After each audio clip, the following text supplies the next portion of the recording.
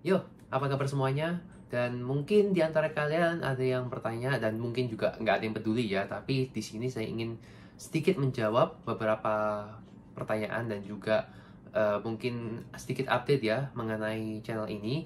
Jadi mungkin kalau kalian lihat channel ini ya videonya itu nggak banyak, apalagi di beberapa tahun belakangan ini sedikit ya agak ini ya mungkin nggak sesering uploadnya itu nggak sesering yang dulu dan kelihatan banget sih apalagi di tahun 2024 kemarin itu ya jangka antara satu video sama video lainnya itu mungkin jaraknya ada sekitar 1-2 bulan bahkan 3 bulan, dan bahkan video terakhir yang saya buat itu kalau nggak salah sekitar 3 bulan yang lalu ya, itu ngebahas CMF, terus Infinix kalau nggak salah Hot 50 itu pun cuma unboxingnya, dan shorts itu juga nggak begitu sering ya saya upload.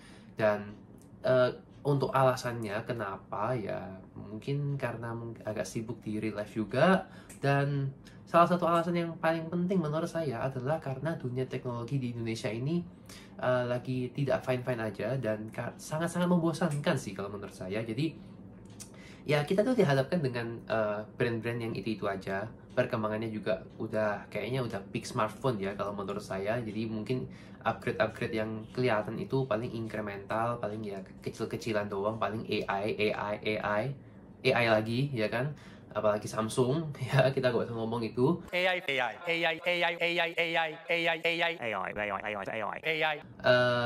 Jadi apa ya, kayak jiwa saya, kemauan saya untuk membahas teknologi, membahas smartphone, membahas fitur-fitur itu makin kesini makin males gitu ya, makin males. Jadi ya itu aja, jadi nggak ada yang beda, paling ya spek BAM naik dikit ya kan, lebih kencang sedikit, bisa ngegame ini, bisa ngegame itu, terus fitur-fiturnya juga sekarang kalau menurut saya banyak yang gimmicknya ya.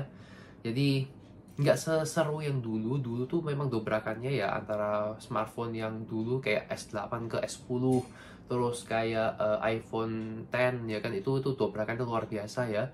Dan itu kayak merubah bagaimana kita itu menggunakan device kita, menggunakan gadget kita, menggunakan smartphone kita.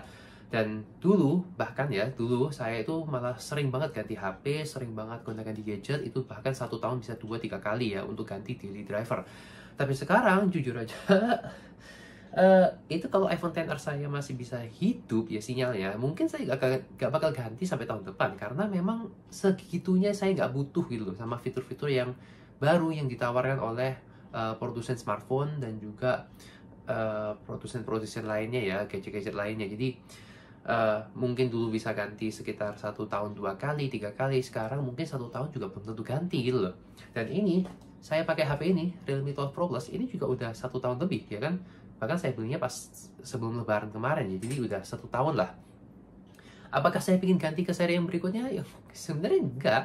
Jadi ya segitunya sih. Jadi benar-benar sekali lagi teknologi ini lagi masa-masanya kayak masa-masa yang membosankan banget. Tapi di tahun 2025 ini saya rasa sih kayaknya dunia teknologi terutama smartphone, gadget di Indonesia itu bakalan seru lagi. Terutama karena beberapa brand Indonesia, brand-brand yang sudah lama hilang itu kayak mulai masuk lagi ke Indonesia. Jadi di antaranya ada Honor dan juga Motorola, dan kalau nggak salah kemarin TKDN itu ada Meizu yang bakalan masuk juga ke Indonesia. Jadi walaupun itu HP entry level yang mereka jual mungkin sekitar 1,5 1,4, tapi itu adalah doberkan yang baru. Jadi konsumen, kita sebagai konsumen di Indonesia itu nggak harus mulu milih yang itu aja. Jadi lebih banyak opsi, tentu lebih banyak saingan, dan juga karena lebih banyak saingan, jadi brand-brand itu yang dulu udah mainnya di zona aman, itu mau nggak mau harus lebih berinovasi, lebih apa ya, lebih memikirkan lagi apa sih kira-kira yang bisa membuat produk mereka itu bisa menarik lagi di mata konsumen Indonesia. Dan jujur, ketika saya lihat Motorola masuk Indonesia itu langsung semangat saya yang dulunya itu kayak aduh males banget bikin konten, terus kayak ya paling itu aja lagi ya kan.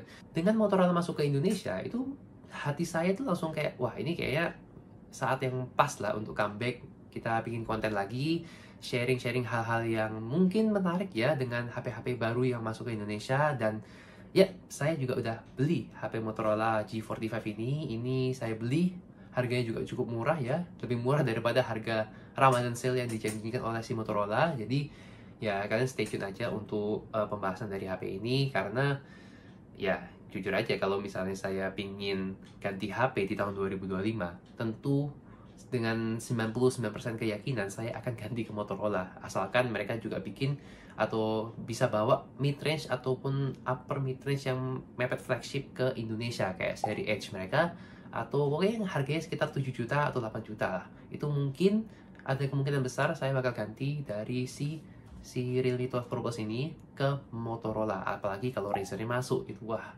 luar biasa lah pokoknya. Dan untuk konten yang bakal saya bikin ke depannya mungkin bakal lebih santai ya, jadi lebih mengarah ke casual use. Jadi saya sekarang itu kan bukan hardcore user lagi ya, apalagi kalau masalah oprekan, masalah kayak gaming sikat semua, tes semua gitu, enggak, saya nggak mau ngetes semua. Kalau kalian ingin review yang detail, yang bener-bener kayak bahas semua sisi ya, dan bahkan sampai benchmark angka-angkanya, frame rate, apa FPS itu untuk ngetes game, ya kalian bisa pilih reviewer lainnya ya. Banyak banget di luar sana kan, ada Jagat Review yang udah kayak kuliah kan, terus ada Best Indotech, Sobat HP, Kudetek, banyak banget lah pokoknya. Kalau di saya mungkin ya kedepannya saya bakal bikin review itu lebih ke casual use, ke pemakaian sehari-hari ya kan, terus ya intinya targetnya lebih ke mainstream, dan saya nggak bakal fokus ke angka-angka benchmark ataupun angka-angka FPS begitu. Tapi saya ingin memberikan kepada kalian user experience saya itu seperti apa ketika menggunakan sebuah produk, sebuah HP, sebuah gadget, dan apakah itu nyaman untuk dipakai sehari-hari. Dan tentu kalau nyaman, enak dipakai, saya nemu fitur tertentu yang mungkin belum pernah dibahas oleh reviewer lainnya, yaitu bakal saya sharing ke kalian. Terus kalau misalnya ya gak bagus HP-nya atau ada kekurangan di di bagian tertentu ya yang saya alami, ya itu juga bakal saya sharing ke kalian tanpa filter, tanpa apapun. Karena saya bikin video itu kan ya jujur aja nggak mau tertekan ya dengan harus membaguskan sebuah produk ataupun tidak. Jadi kalau saya rasa ini adalah produk yang bagus, ya saya bilang ini adalah produk yang bagus. Kalau ini produk yang jelek, ya saya bilang ini produk yang jelek. Ya ambil contohnya aja lah. Ini misalnya Motorola G45 ya. Ini saya beli sendiri, ingat saya beli sendiri. Dan netizen ini lagi banyak rame bahas masalah layar HD Plus-nya. Ini HD Plus 6,5 inch IPS untuk harga 2 juta. Sedangkan kalau kita lihat Infinix, Xiaomi ya, itu mereka udah pakai 120 Hz AMOLED, bahkan ada yang curve juga, ya kan? Kalau dari segi angka, segi spec sheet di atas kertas, itu sudah jelas lah. Motorola ini kalah jauh dibandingkan brand-brand yang sudah saya sebutin tadi. Tapi ketika saya pakai HP ini, ya karena saya fokus ke user experience dan ketika saya pakai itu nyaman-nyaman aja, otomatis saya bakal bilang ya, ini layar HD Plus sebenarnya nggak masalah kalau kalian bukan pecinta resolusi tinggi.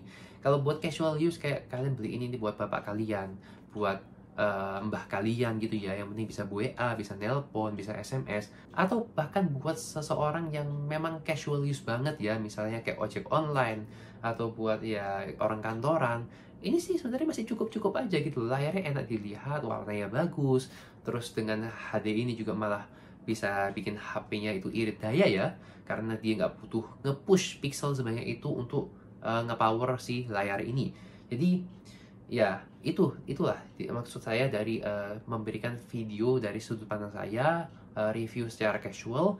Ya saya harap sih mungkin kedepannya ya bisa lebih konsisten ya untuk bikin video-video seperti ini. Jadi kalau kalian mau support saya ya silahkan, bisa bantu dengan like dan juga komen. Nggak harus subscribe juga nggak apa-apa, karena subscriber itu sebenarnya nggak ngaruh sama algoritma ya, cuma sekedar angka doang. Yang saya harap itu kalian bisa like atau komen aja gitu. Jadi semakin banyak engagement, like dan komentarnya, itu tentu akan bantu nge-push algoritma videonya dan bisa nge-push videonya itu ke lebih banyak orang lagi. Jadi itu aja sih yang saya harapkan. Kalau mau subscribe dan merasa konten yang saya berikan itu bermanfaat, ya bolehlah silakan, nggak apa-apa. Dan kalau mau dukung lebih lanjut, nanti ada link Saweria atau traktir di bawah.